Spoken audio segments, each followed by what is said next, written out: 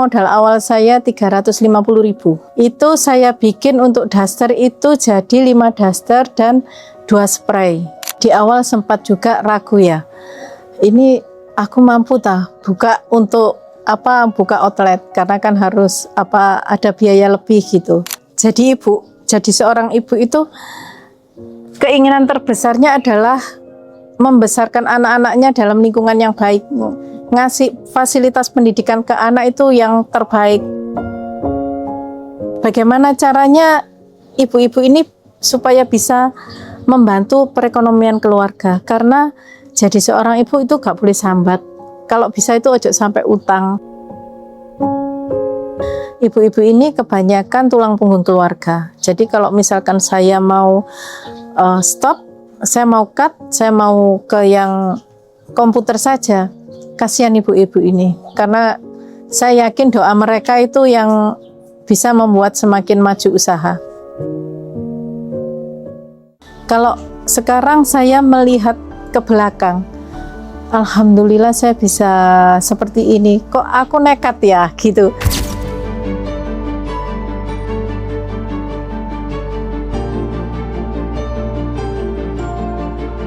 Jika ada yang beranggapan kalau daster hanya pakaian rumahan biasa, maka hal berbeda bisa dijumpai di Kota Malang.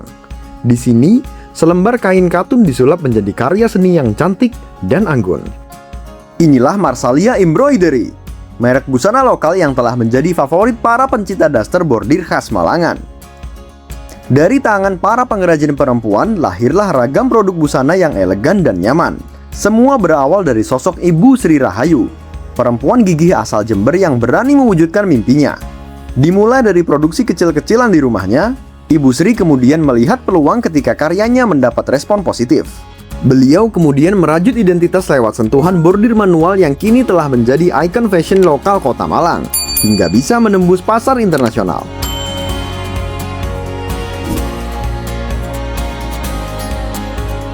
Awalnya memang saya pengen bikin usaha, tapi yang kalau misalkan capek itu bisa berhenti sementara, istirahat sebentar, nanti kita bisa lanjut lagi di proses produksi berikutnya. Awalnya itu hanya bikin spray dengan bordir bunga lucu-lucu, boneka lucu-lucu gitu. Kemudian saya lihat kok ada beberapa teman kantor itu yang meminta daster. Akhirnya saya bikin daster tapi dengan bordir. Sebelumnya di Malang memang sudah ada daster bordir, cuman dengan style beda. Saya membuat daster bordir khas Malang dengan style yang lebih segar lagi. Warnanya, kombinasinya, bunga-bunganya, modelnya juga.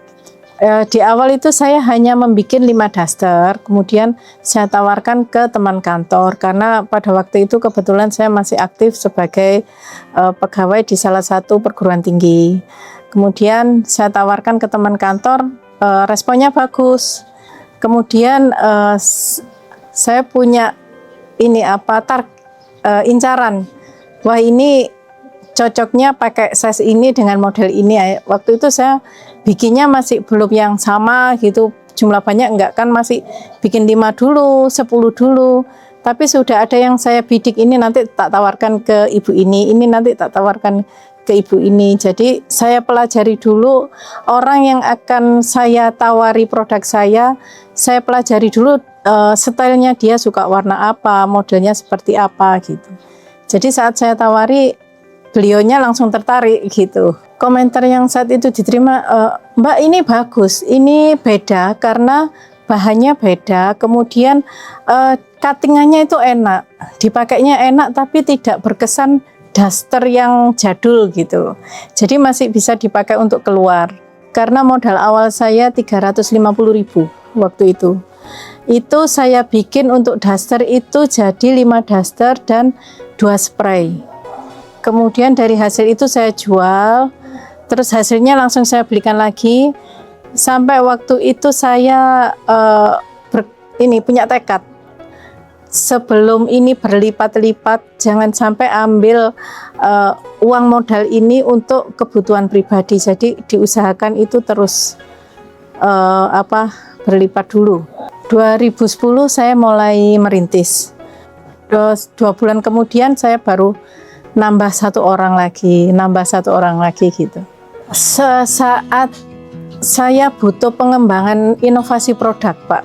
Karena saya perlu tambahan lagi untuk yang bordir model beda. Ini ada inovasi baru, ada ide baru, dan saya merasa saya tidak mampu untuk saya kerjakan sendiri. Terus akhirnya saya ngambil karyawan. Awal-awal cari bahan itu dulu saya itu karena ngantor ya, jadi waktu luang saya itu mulai Jumat sore sampai hari Minggu sore. Jadi saya Jumat sore itu biasanya kalau nggak berangkat ke Bandung ya berangkat ke Jakarta naik kereta api. Pagi sampai Bandung saya belanja bahan, cari-cari bahan di sana karena di sana kan terkenalnya lebih murah. Sorenya saya langsung balik lagi ke Malang Minggu pagi sampai sini. Jadi Senin bisa ngantor. Biasanya 1 bulan sekali atau 2 bulan sekali. Karena kan penjualan masih lambat ya, masih merintis gitu. Hikmahnya sekarang saya jadi tahu supplier mana yang harganya lebih murah, supplier mana yang barangnya itu distributor langsung dari pabrik, mana yang dia perantara. Jadi benar-benar tahu. Memang butuh waktu yang lama, tidak hanya cukup 1 tahun 2 tahun ya. Bahkan saya sampai sekarang tetap mencari vendor-vendor yang kalau bisa itu langsung ke distributor pertama atau ke pabriknya, karena biar bisa menekan harga sehingga untuk harga jual saya bisa lebih murah.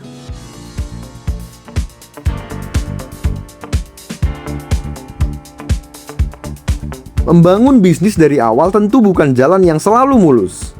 Ibu Sri Rahayu harus merasakan beratnya perjuangan mandiri, mulai dari berbelanja bahan, merancang motif, hingga mencari pembeli secara langsung.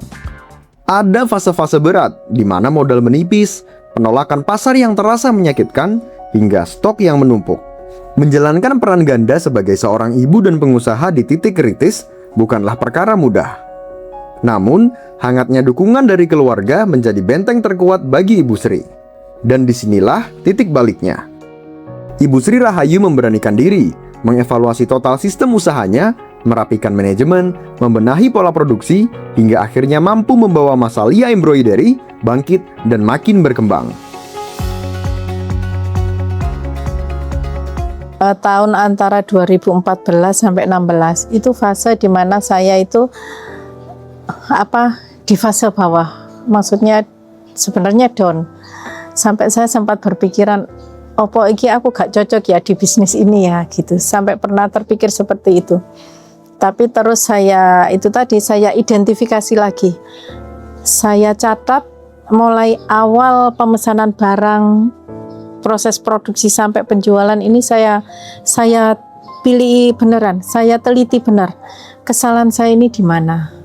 Ternyata ada beberapa kesalahan. Nah, dari situ saya bisa memperbaiki diri gitu. Terus itu tadi intinya kita harus tetap disiplin, jujur, fokus. Alhamdulillah kalau komplain dari pelanggan, alhamdulillah tidak. Tapi ya itu, untuk ngatur antara komposisi barang jadi harus berapa, komposisi bahan baku berapa, komposisi barang yang diproses berapa, itu yang butuh perhatian lebih karena terkait dengan modal. Dari situ saya belajar di mana jangan sampai ada celah-celah kebocoran yang biaya-biaya yang sebenarnya tidak perlu, biar bisa ada efisiensi untuk produksinya. Ini yang penjualannya cepat, mana yang penjualannya agak lambat gitu, kita identifikasi. Memang nama Marsalia itu berasal dari nama anak saya, Lia dan Marsa. Kebetulan yang Lia ini akhirnya dia karena mungkin keseharian mulai Lia SD itu saya sudah dengan kain, akhirnya dia itu tertarik untuk menggeluti dunia fashion design. Jadi sampai sekarang Lia ini yang membantu saya untuk desain-desain baru gitu. Alhamdulillah selama ini kekuatan saya dan support saya itu memang dari anak-anak sama suami.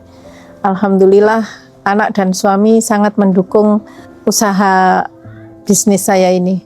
Karena memang tujuannya untuk mengangkat ekonomi keluarga, biar anak-anak bisa mendapat fasilitas pendidikan yang terbaik.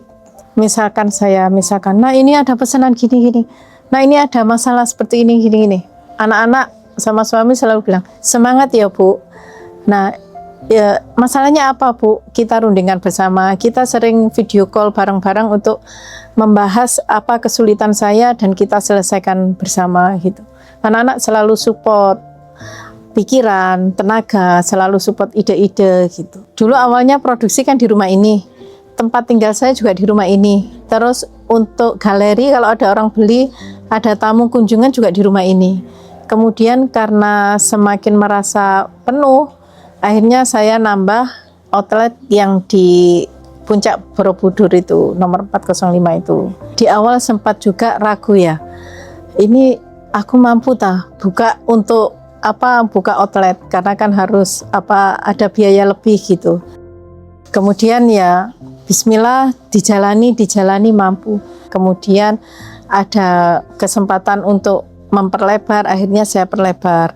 Impact-nya alhamdulillah penjualan itu lebih banyak, omset lebih meningkat. Karena model-modelnya saya juga harus bikin model baru terus.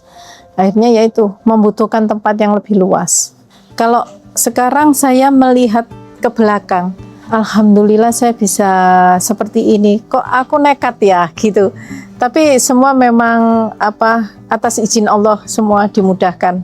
Awalnya spray, kemudian daster. Kemudian dari daster itu berkembang sekian model daster. Sekian model piyama. Terus untuk anak-anak juga mukena segala macam. Dan alhamdulillah sekarang itu ada lebih 200 item. Kalau di Indonesia insya Allah sudah se-Indonesia ya Pak, sudah sampai Papua, sampai Irian, Kalimantan semua, sampai Aceh, Medan juga. Semua Jawa insya Allah sudah insya Allah sudah semua.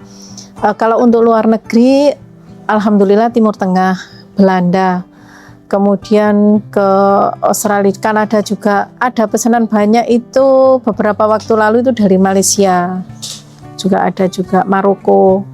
Kemudian kalau yang pameran langsung itu saya pernah sampai ke Vietnam, ke Thailand, ke Singapura juga. Kalau untuk Malaysia itu sukanya yang yang blong kayak abaya gitu, yang modelnya gak banyak-banyak. Tapi kalau yang Timur Tengah maunya itu yang warna-warna hitam, warna-warna gelap. Tapi kalau misalkan untuk Belanda, untuk Kanada itu biasanya modelnya yang simple-simple, tapi tetap ada sentuhan yang yang lucu, yang vintage. Katanya unik ini model, terus dari kenyamanan dipakai juga gitu. Mereka suka karena kalau orang Indonesia bilang ih lucu gitu warnanya. Kalau mereka bilang ini unik ini gitu.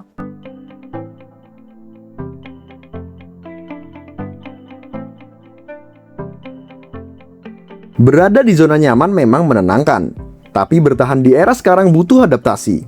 Hal ini disadari betul oleh Ibu Sri Rahayu. Jika dulu hampir semua urusan bisnis dikerjakan sendiri secara konvensional, seiring berkembangnya teknologi dan media sosial, gaya lama tentu punya keterbatasan. Ibu Sri sadar pentingnya melek digital. Marsalia Embroidery tidak lagi mengandalkan pembeli yang datang ke showroom, tapi mulai aktif memanfaatkan kanal online, media sosial, hingga marketplace untuk menjangkau pasar yang lebih luas. Ibu Sri juga melakukan langkah penting lainnya dengan merestrukturisasi manajemen dan mendelegasikan beberapa fungsi kerja, dengan membentuk tim yang mengurusi pemasaran digital dan operasional harian.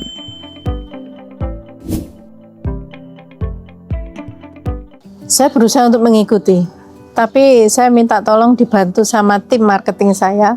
Ada anak saya, ada Mas Dani juga, itu yang membantu saya untuk melek digital.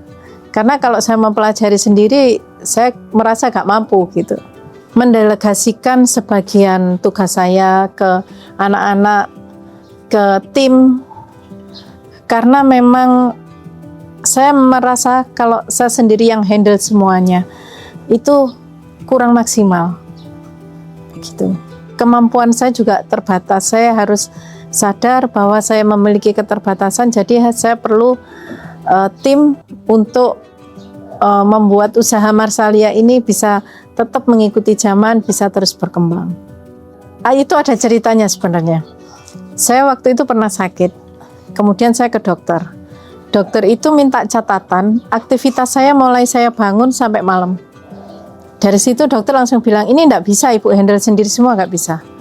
Pemimpin yang baik adalah pemimpin yang bisa mendelegasikan sebagian tugasnya. Ibu harus percaya, Ibu harus punya aturan main bagaimana supaya pegawai dan orang yang dikasih delegasi ini bisa amanah. Dari situ saya tersadar bahwa memang saya memiliki keterbatasan tenaga, pikiran, memang semua harus didelegasikan. Jadi pesan saya untuk teman-teman UKM harus belajar percaya ke orang lain untuk mengerjakan sebagian tugas kita, dengan syarat kita memberikan standar, ada aturan, ada job desk-nya. SOP-nya harus jelas. Alhamdulillah omset naik. Terus beban kerja saya itu terasa lebih ringan, 50% lah. Yang dari awal saya memikirkan mulai pengadaan barang, produksi, sampai ke manajemen, sekarang alhamdulillah sudah dibantu untuk marketingnya. Jadi saya bisa konsen untuk di produksinya. Bahwa kita itu tidak boleh berhenti di tempat. Kita harus tetap belajar, harus bisa menyesuaikan, beradaptasi dengan keadaan dan zaman teknologi yang ada. Harus mengikuti tren penjualan sekarang itu seperti apa. Karena kalau kita stuck dan gak mau belajar, tinggal nunggu waktu kita kalah gitu aja.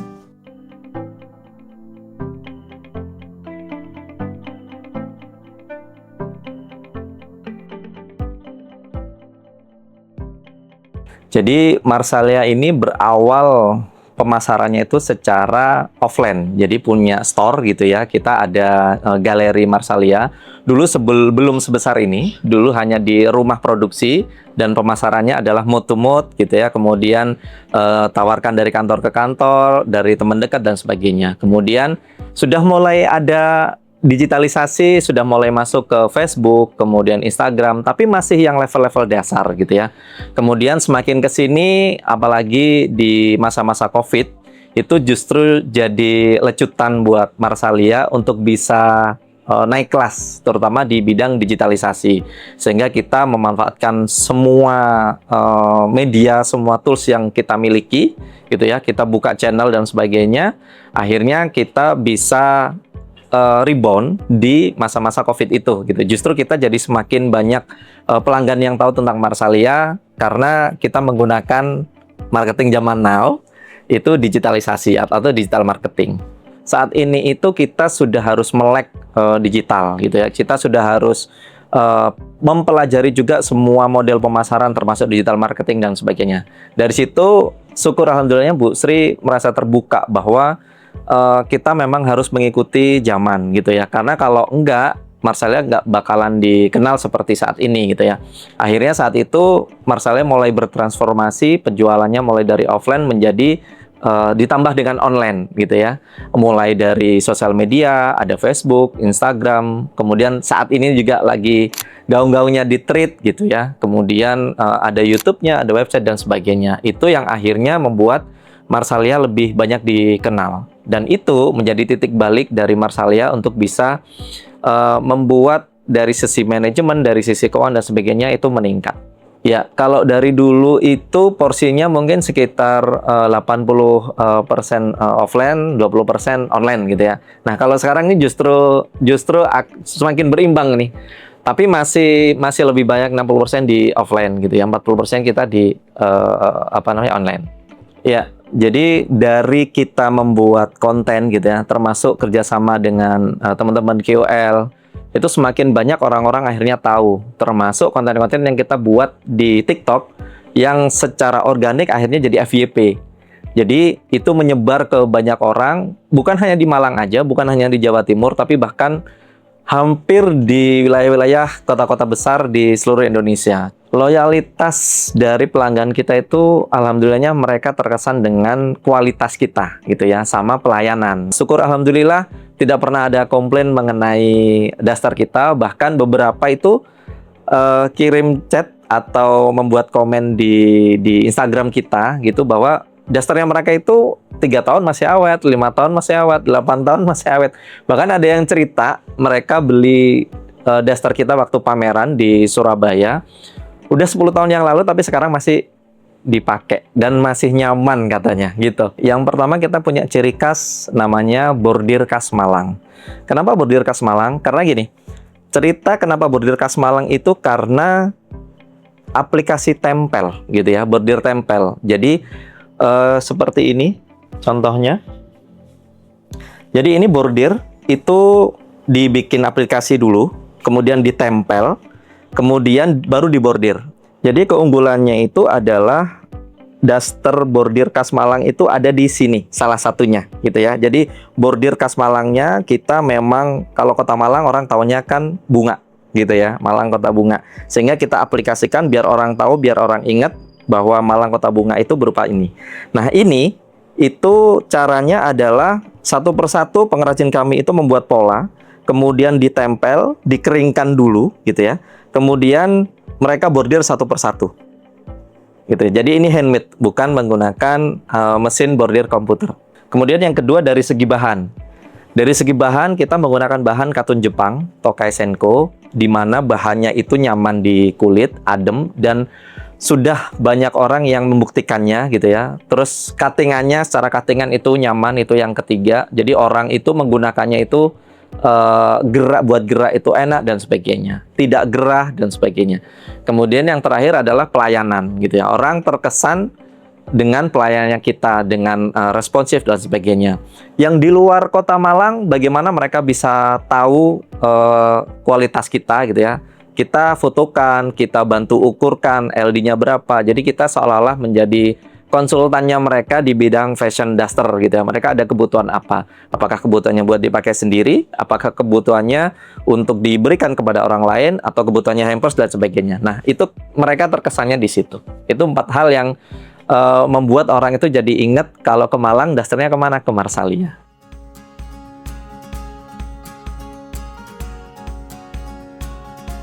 Di tengah persaingan bisnis yang ketat, Ibu Sri Rahayu memegang teguh prinsip kejujuran dan kehati-hatian. Bagi beliau, menjaga integritas adalah kunci utama yang membuat Marsalia Embroidery tetap aman dan terhindar dari berbagai resiko buruk selama belasan tahun berjalan. Prinsip kuat ini juga terlihat dari keputusan besarnya dalam proses produksi. Saat banyak produsen beralih total ke mesin pabrikan yang cepat, Ibu Sri memilih konsisten mempertahankan teknik bordir manual buatan tangan. Langkah ini bukan sekedar menjaga kualitas daster agar tetap bernilai tinggi, tetapi ada tekad kebersamaan di dalamnya. Ibu Sri ingin Marsalia terus menjadi ladang rezeki yang nyata bagi puluhan pengrajin perempuan dan ibu-ibu lokal di sekitarnya.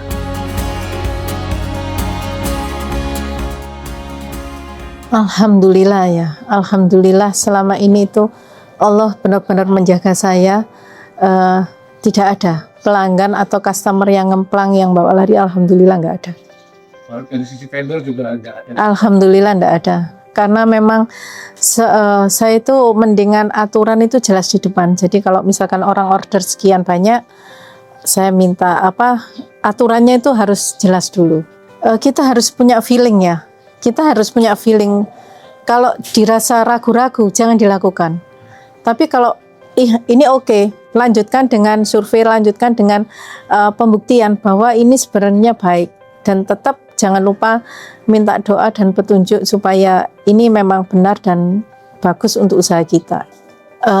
Memang sebenarnya itu kalau kita tetap bertahan kekeh hanya di manual saja, itu memang berat. Tapi yang saya lihat, antara bordir yang manual sama yang tidak, itu ada beda rasa gitu. Kalau yang manual, kenapa saya tetap mempertahankan? Karena kalau yang manual itu begitu lihat itu seperti bernyawa, ada perasaan beda gitu saat lihat itu, kok ini lebih cantik ya gitu. Nah itu yang saya tetap pertahankan, dan karena kebetulan partner saya yang bordir ini itu sudah banyak, kebanyakan ibu-ibu, dan ibu-ibu ini kebanyakan tulang punggung keluarga. Jadi kalau misalkan saya mau stop, saya mau cut, saya mau ke yang komputer saja, kasihan ibu-ibu ini, karena saya yakin doa mereka itu yang bisa membuat semakin maju usaha. Jadi seorang ibu itu keinginan terbesarnya adalah membesarkan anak-anaknya dalam lingkungan yang baik, ngasih fasilitas pendidikan ke anak itu yang terbaik, supaya kehidupan anak-anaknya kelak melebihi kehidupan kita sekarang. Lah, terus bagaimana caranya ibu-ibu ini supaya bisa membantu perekonomian keluarga? Karena jadi seorang ibu itu gak boleh sambat. Kalau bisa itu ojo sampai utang, karena ini kalau kita bisa menghasilkan sendiri, terus kita tekun, insya Allah itu akan bisa tercukupi. Makanya itu saya selalu tekankan ke pegawai, ayo nabung, ayo rajin kerja, saya target segini supaya bisa tercukupi kehidupannya gitu. Ada di sini juga. Di sini saya bisa menyekolahkan anak saya. Karena saya single parent kan. Dengan di sini kerjasama Bu Sri, saya bisa menyekolahkan anak saya sampai selesai. Saya bisa membelikan kendaraan buat anak saya. Yang lain ada lagi, alhamdulillah Bu, dengan bekerja di Ibu, saya jadi bisa menghidupi keluarga saya dengan lebih baik. Anak-anak saya bisa dapat pendidikan lebih baik. Ada yang bisa sampai membangun rumah, ada yang bisa sampai alhamdulillah beli mobil. Itu yang membuat saya semangat, karena para pegawai, para partner ini merasa nyaman kerjasama dengan saya, merasa ada hasilnya dari kerja tersebut.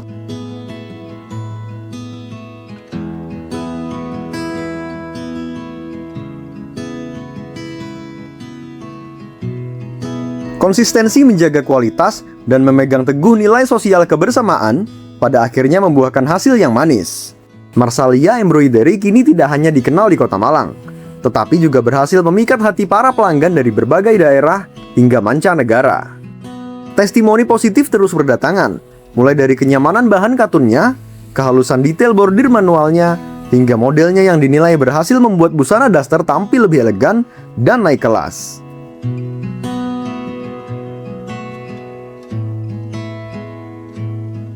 Tahu Marsalia dari sosmed ya. Ya, dari sosmed.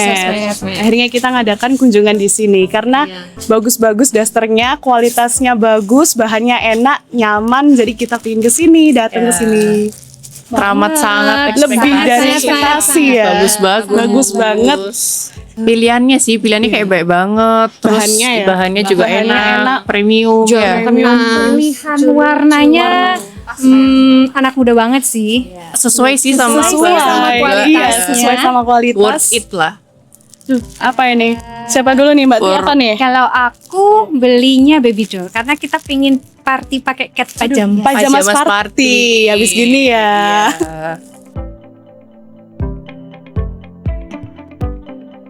Kami tahunya dari sosial media. Memang buatan Indonesia. Unik karena ada daster tapi bordir gitu. Penasaran produknya. Produknya berbeda dari yang lain, sesuai harga dan kualitas. Perjalanan Ibu Sri Rahayu membuktikan bahwa bisnis lokal bisa tumbuh besar tanpa harus kehilangan roh sosialnya. Keberanian beradaptasi dengan dunia digital, kerapihan sistem manajemen, serta komitmen memberdayakan pengrajin lokal menjadi fondasi utama keberhasilan Marsalia Embroidery. Sebuah bukti nyata bahwa ketika bisnis dijalankan dengan integritas dan niat berbagi rezeki, karya lokal pun mampu menembus pasar global dan memberi dampak yang berkelanjutan.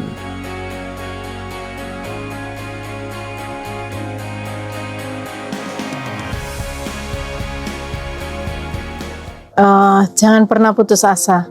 Karena kalau kita tetap mau belajar, kita tetap mau beradaptasi dengan perkembangan zaman, dengan perkembangan teknologi, insya Allah celah untuk maju itu tetap ada. Jangan pernah putus asa, tetap semangat, selalu jujur, dan berkomitmen untuk disiplin dan memajukan usaha kita sendiri. Jangan pernah curang ke pegawai atau ke siapapun.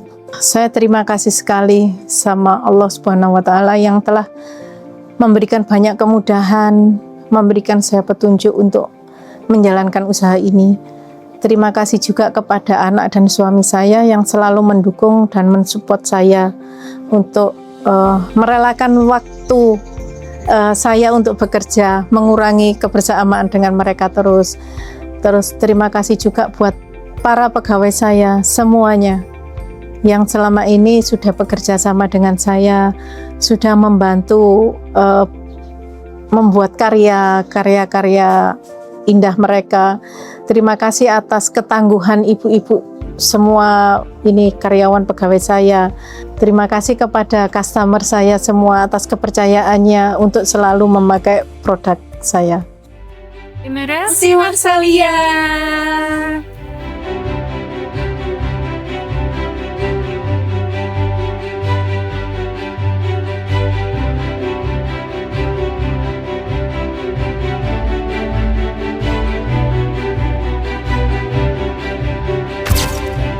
Terima kasih sudah menyaksikan episode Hello Digital kali ini. Jangan lupa like, komen, dan subscribe agar tidak ketinggalan kisah-kisah inspiratif dari talenta hebat lainnya. Hello Digital, connecting your story.